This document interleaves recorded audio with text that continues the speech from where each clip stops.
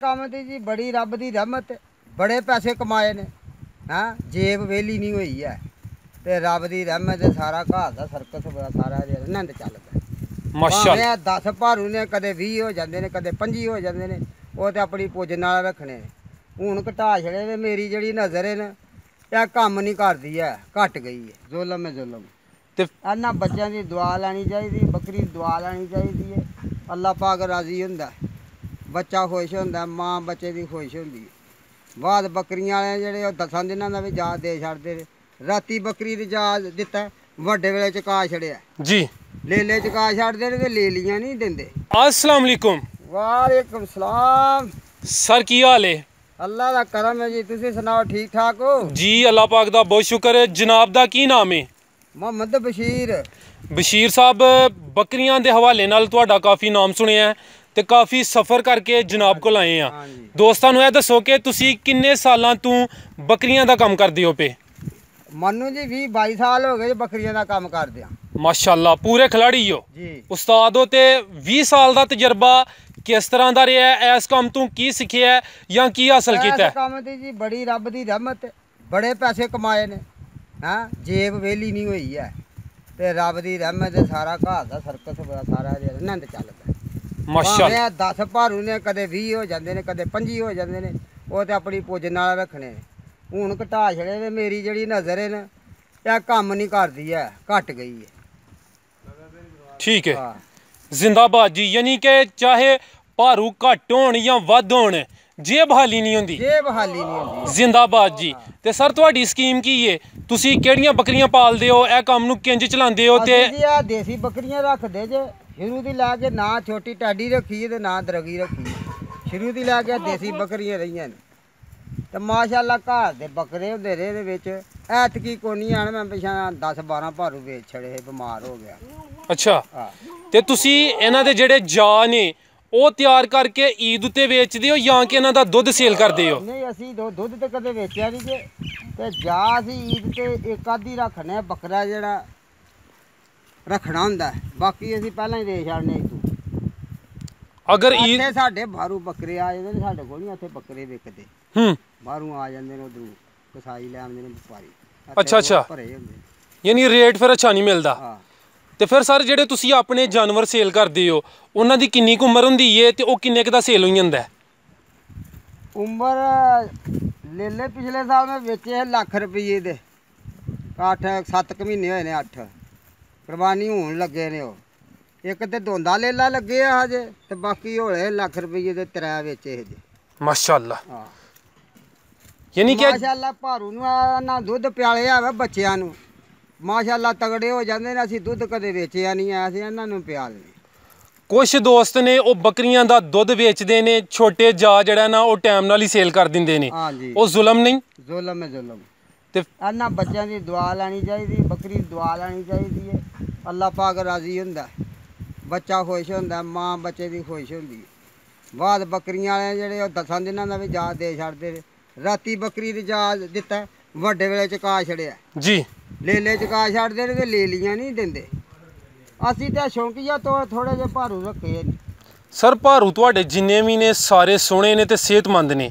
ਜਿਹੜੀ ਚੰਗੀ ਬੱਕਰੀ ਏ, ਜਿਹੜੀ ਸੋਹਣੀ ਬੱਕਰੀ ਏ, ਜਿਹਦੀ ਕੀਮਤ ਵੀ ਜ਼ਿਆਦਾ ਹੁੰਦੀ ਏ, ਮਾਂਗ ਵੀ ਜ਼ਿਆਦਾ ਹੁੰਦੀ ਏ, ਉਹਦੀ ਕੋਈ ਦੱਸੋ ਹਾਂ ਨਿਸ਼ਾਨੀ, ਕੋਈ ਪਹਿਚਾਨ?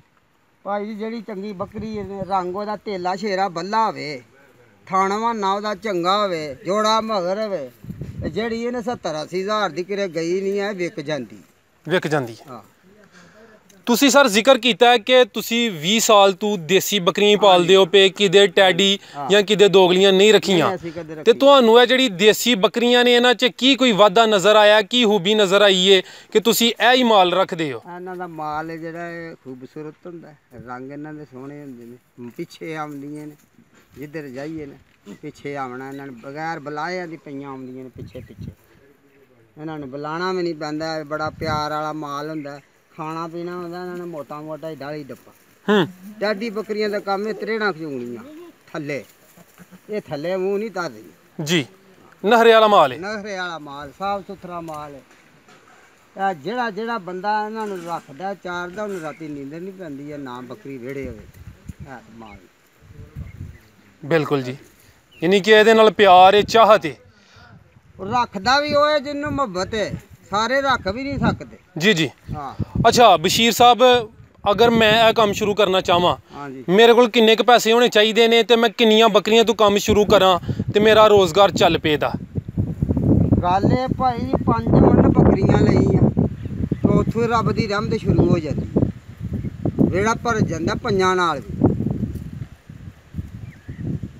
ਬੇਸ਼ੱਕ। ਬੱਕਰੀ ਇੱਕ ਵੀ ਰੱਖੀ ਹੋਵੇ ਤੇ ਰੱਬ ਡੋਰ ਫੜਨ ਲੱਗੇ ਤੇ ਇੱਕ ਤੇ ਵੀ ਵਿਹੜਾ ਭਰ ਜਾਂਦਾ। ਇਹ ਤਾਂ ਸਾਡੇ ਨਬੀ ਪਾਕ ਦਾ ਫਰਮਾਨ ਹੈ। ਬੇਸ਼ੱਕ ਜੀ। ਜਿੰਨੇ ਗਰੀਬੀ ਦੂਰ ਕਰਨੀ ਬੱਕਰੀ ਰੱਖੀ। ਸਰ ਬੜੀ ਸੋਹਣੀ ਗੱਲ ਕੀਤੀ ਹੈ। ਫਰਜ਼ ਕੀਤਾ 5 ਬੱਕਰੀਆਂ ਤੋਂ ਮੈਂ ਕੰਮ ਸ਼ੁਰੂ ਕਰਾਂ, ਮੈਂ ਇਹ ਬੱਕਰੀਆਂ ਗੱਬਨ ਲਵਾਂ, ਸੂਈਆਂ ਲਵਾਂ ਜਾਂ ਬੱਚਿਆਂ ਵਾਲੀਆਂ ਲਵਾਂ? ਬੱਚਿਆਂ ਵਾਲੀ ਬੱਕਰੀ ਜਿਹੜੀ ਪੈਸੇ ਦੇ ਕੇ ਤੁਸੀਂ ਲੈਣੀ ਬੱਕਰੀ, ਬੱਚਿਆਂ ਹੀ ਲਓ। ਉਹਦਾ ਤੁਸੀਂ ਬੱਚੇ ਵੇਖਣੇ, ਖਾਣਾ ਨਾ ਵੀ ਸਕਣਾ, ਸੂਣ ਵਾਲੀ ਬਤਬਾਰ ਮਾਰੇ ਜਾ ਜਾਂਦੇ ਰਹਿਣ ਸੀਏ।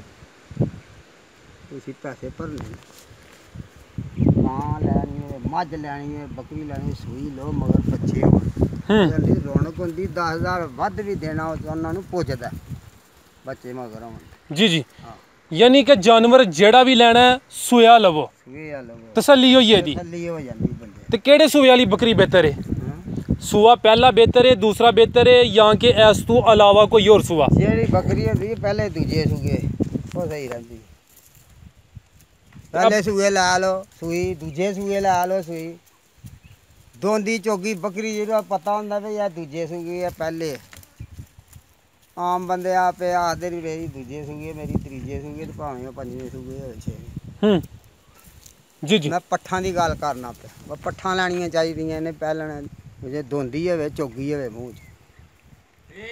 ਤੇ ਬਸ਼ੀਰ ਸਾਹਿਬ, ਇਹ ਜਿਹੜਾ ਮਾਲ ਹੈ ਦੇਸੀ ਬੱਕਰੀਆਂ, ਇਹ ਜ਼ਿਆਦਾ ਤੋਂ ਜ਼ਿਆਦਾ ਕਿੰਨੀ ਦਫਾ ਬੱਚੇ ਦਿੰਦੀਆਂ ਨੇ, ਕਿੰਨੇ ਸੂਏ ਕਰਦੀਆਂ ਨੇ? ਆਹ ਬੱਕਰੀ ਆ ਜਿਹੜੀ ਸਾਹਮਣੇ ਖਲੋਤੀ ਹੈ ਨਾ, ਸਾਹਮਣੇ ਉਰਲੀ ਕਿ ਪਰਲੀ? ਪਰਲੀ। ਅੱਛਾ ਆ ਚਿੱਟੇ ਮੂੰਹ ਵਾਲੀ ਦੀ ਪਰਾਂ। ਅੱਛਾ ਇਹਨੇ ਪਹਿਲੇ ਸੀਗੇ ਬੱਚੇ ਦਿੱਤੇ ਤੇ 3, ਅੱਛਾ। 3 ਲੈ ਦਿੱਤੇ ਨੇ ਪਹਿਲਣ ਹੋ। 2 ਦੇ ਕੋਈ 10-12 ਦਿਨਾਂ ਦੇ ਹੋ ਕੇ ਤੇ ਜਾਂਦੇ ਨੇ, ਤੇ ਇੱਕ ਜਿਹੜਾ ਉਹਨੇ ਰਾਤ ਹੀ ਕੱਢੀ ਕਿ ਉਹ ਕਮਜ਼ੋਰ ਆ। ਐਸ ਬੱਕਰੀ ਦੇ 3 ਬੱਚੇ ਹੈ। ਇਹ ਦੂਸਰੇ ਸੂਏ ਸੂਈ ਆ ਜੀ, ਉਹਦੇ ਨਾਲ ਵਿਚਕਾਰ ਜੀ ਸੈਂਟਰ ਜੀ। ਇਹ ਦੂਸਰੇ ਸੂਏ ਅੱਧੇ ਬਚ ਗਏ ਨੇ? ਇਹਦੇ ਵੀ 3 ਬੱਚੇ ਦਿੱਤੇ, ਇੱਕ 3 ਮਹੀਨਾ ਦਾ ਹੋ ਕੇ ਤੇ ਅੱਲਾ ਪਾਕ ਲੈ ਗਏ। ਇਹ 2 ਅਗਲੇ ਦਿਨ ਮੈਂ ਵੇਚ ਛੜੇ ਨੇ। ਅੱਛਾ। ਮਹੀਨਿਆਂ ਦੇ। ਠੀਕ ਹੈ। ਤੇ ਬਸ਼ੀਰ ਸਾਹਿਬ, ਇਹ ਕੀ ਵਜ੍ਹਾ ਹੁੰਦੀ ਹੈ ਕਿ ਜਿਹੜੇ ਬੱਕਰੀਆਂ ਦੇ ਛੋਟੇ ਜਾਤ ਨੇ ਉਹ ਜ਼ਿਆਦਾ ਮਰਦੇ ਨੇ? ਇਹਨਾਂ ਦੀ ਕੋਈ ਇਹਤਿਆਤ ਨਹੀਂ ਬੰਦਾ ਹੈ ਜਿਹੜੀ ਕਰ ਲੇ? ਇਲਾਜ ਕੀਤੇ ਨੇ, ਫੇਰ ਵੀ ਡਾਕਟਰਾਂ ਕੋਲ ਟੀਕੇ ਵੀ ਲਾਉਂਦਾ ਰਿਹਾ। ਉਹਨਾਂ ਦਾ ਗਰਮੀਆਂ ਵਿੱਚ ਬਾਹ ਲੱਗ ਜਾਂਦਾ ਹੈ ਇਹਨਾਂ ਨੂੰ, ਤੇ ਇੱਕ ਨੂੰ ਦੁੱਧ ਨਹੀਂ ਪਚਦਾ। ਪੱਜੇ ਹੀ ਟਕਰੀ ਬਿਮਾਰੀ, ਫਿਰ ਰੱਖ ਕੇ ਦੇ ਦੇ 3 ਖਾਈਆਂ ਦੇ ਦੇ। ਜੀ ਜੀ। ਇੱਕ ਜਿਹੜਾ ਉਹ ਟਾਈਮ ਹੀ ਅੰਜਦਾ ਆ ਵੀ ਉਹ ਵਿਚਾਰਾ ਮੈਂ ਫਿਰ ਤਕਬੀਰ ਪਾ ਛੜੀ। ਠੀਕ ਹੈ। ਆਇਆ ਮੈਂ ਕਿਹਾ ਜਾਂਦਾ। ਤੇ ਸਰ ਤੁਸੀਂ ਇਹਦਾ ਸੂਆ ਸਾਲ ਵਿੱਚ 1 ਲੈਂਦੇ ਹੋ ਜਾਂ 2 ਲੈਂਦੇ ਹੋ? ਸੂਆ ਜਿਹੜੇ ਸਾਲ ਦੇ 2 ਹੁੰਦੇ ਨੇ ਨਾ, ਉਹ ਕੋਈ ਨਹੀਂ ਹੁੰਦੇ ਆ। ਸੂਆ ਸਾਲ ਦਾ 1 ਹੀ ਹੁੰਦਾ ਕੰਮ ਦਾ। ਜਾਂ ਵੀ ਮੋਟੇ ਹੋ ਜਾਂਦੇ ਨੇ, ਬੱਕਰੀ ਨੂੰ ਹੋਸ਼ ਆ ਜਾਂਦੀ, ਬੱਕਰੀ ਤਗੜੀ ਹੋ ਜਾਂਦੀ ਹੈ। ਜੇ ਸਾਲ 'ਚ 2 ਸੂਏ ਲੱਗੇ ਲੈ, ਉਹ ਨਾ ਬੱਕਰੀ ਰਸ ਹੁੰਦੀ, ਜਾਨ ਦੁੱਧ ਨਹੀਂ ਲੱਭਦਾ। ਯਾਨੀ ਸੂਆ ਫਿਰ 1 ਹੀ ਬਿਹਤਰ ਹੈ? ਸੂਆ 1 ਹੀ ਸਹੀ ਰਹਿੰਦਾ ਹੈ। ਬੱਕਰੀ ਸਹੀ ਰਹਿੰਦੀ ਬਿਹਤਰ। ਅੱਗੋਂ ਜਾ ਜਿਹੜੇ ਹੁੰਦੀ ਉਹ ਦੁੱਧ ਪਿਆਲਦੀ, ਮੋਟੇ ਹੋ ਜਾਂਦੇ। ਜੇ ਹੁਣ ਛੇਲੇ ਦੇ ਵਿੱਚ ਬੱਕਰੀ ਰਲ ਜਾਂਦੀ ਸੂਤਕ ਵਿੱਚ ਹੀ ਹੁੰਦੀ ਹੈ, ਉਹ ਬੱਕਰੀ ਬੰਦਾ ਦਾ ਛੱਡਦਾ, ਬੱਕਰੀ ਲਾ ਛੱਡਦਾ ਬੱਕਰਾ, ਉਹ ਡੰਗ ਤੇ ਥੋੜੇ ਫਿਰ ਦੁੱਧ ਲੱਭਦਾ ਬੱਚਿਆਂ ਨੂੰ, ਉਹਨਾਂ ਫੁਰਨਾ ਕੋ ਕੀ ਹੁੰਦਾ। ਜੀ ਜੀ। ਤੇ ਸਰ ਉਹਨਾਂ ਦੀ ਰੂਟੀਨ ਕੀ ਹੈ? ਰੋਜ਼ਾਨਾ ਤੁਸੀਂ ਇਹਨਾਂ ਦੀ ਕੀ ਸੇਵਾ ਕਰਦੇ ਹੋ? ਕੀ ਇਹਦੇ ਤੇ ਕੋਈ ਖਰਚਾ ਹੈ ਕੀ, ਆ ਕਿ ਸਿਰਫ ਚਰਾਈ ਹੈ? ਭਾਈ ਅਸੀਂ ਅੱਜ ਕੱਲ੍ਹ ਤਾਂ ਕੋਈ ਸ਼ੈ ਨਹੀਂ ਪਾਈ ਦੀ। ਮੈਂ 7 ਕਿਲੋ ਤੇਲ ਦਿੰਦਾ ਹਾਂ ਬੱਕਰੀਆਂ ਨੂੰ ਗਰਮੀਆਂ 'ਚ, ਸਾਹ ਜੇਠ 'ਚ। ਸਾਰੀਆਂ ਬੱਕਰੀਆਂ ਨੂੰ? ਆ ਸਾਰਿਆਂ ਨੂੰ ਭਾਵੇਂ ਜਿੰਨਾ ਵੱਡੀਆਂ ਨੂੰ ਜ਼ਿਆਦਾ ਦੇਈਦਾ, ਜਿਹੜੀਆਂ ਲੈਰੀਆਂ ਹੁੰਦੀਆਂ ਨੇ ਅੱਛਾ। ਵੱਡੀਆਂ ਦੇ ਵਿੱਚ ਮੈਂ ਸੁੱਕੀ ਕਣਕ ਪਾਉਂਦਾ ਇਹਨਾਂ ਨੂੰ। ਠੀਕ ਹੈ। ਸੁੱਕੀ ਕਣਕ ਜੀ ਜੀ। ਤੇ ਖਾਲ ਪਾਈ ਦੀ। ਠੀਕ ਹੈ। ਅੱਛਾ ਸਰ, ਤੁਸੀਂ ਬੜੀਆਂ ਸੋਹਣੀਆਂ ਗੱਲਾਂ ਦੱਸੀਆਂ ਨੇ। ਜਿਹੜੇ ਦੋਸਤ ਆ ਵੀਡੀਓ ਵੇਖਦੇ ਨੇ ਪਏ, ਉਹਨਾਂ ਨੂੰ ਕੋਈ ਅੱਛਾ ਜਿਹਾ ਮੁਹਲਸ ਮਸ਼ਵਰਾ ਦੇ ਹੜੋ। ਆਖਰੀ ਸਵਾਲ। ਮਸ਼ਵਰਾ ਕਾਹਦਾ ਦੇਣਾ ਜੀ? ਅੱਜ ਕੱਲ੍ਹ ਆਰਾਮ ਨਾਮ ਦਾ ਜੀ ਦਵਾਈਆਂ ਨਾਲ ਹੀ ਸਟੋਰਾਂ ਦੀ ਦਵਾਈ ਲਿਆਵੀ ਡਾਕਟਰ ਨੂੰ ਬੁਲਾਈਏ ਤਾਂ ਉਂਝ ਇਲਾਜ ਦੇਸੀਆਂ ਨਾਲ ਕੋਈ ਨਹੀਂ ਆਰਾਮ ਆਉਂਦਾ। ਮੈਂ ਕਰ ਕਰਕੇ ਤੱਕ ਛੜੇ ਦੇਸੀ ਕਰਕੇ ਪਿਛਲੇ ਸਾਲ ਬੱਕਰੀ ਜਾਂਦੀ ਰਹੀ। ਠੀਕ ਹੈ ਸਰ, ਬਹੁਤ ਸ਼ੁਕਰੀਆ ਜੀ, ਅੱਲਾ ਹਾਫਿਜ਼।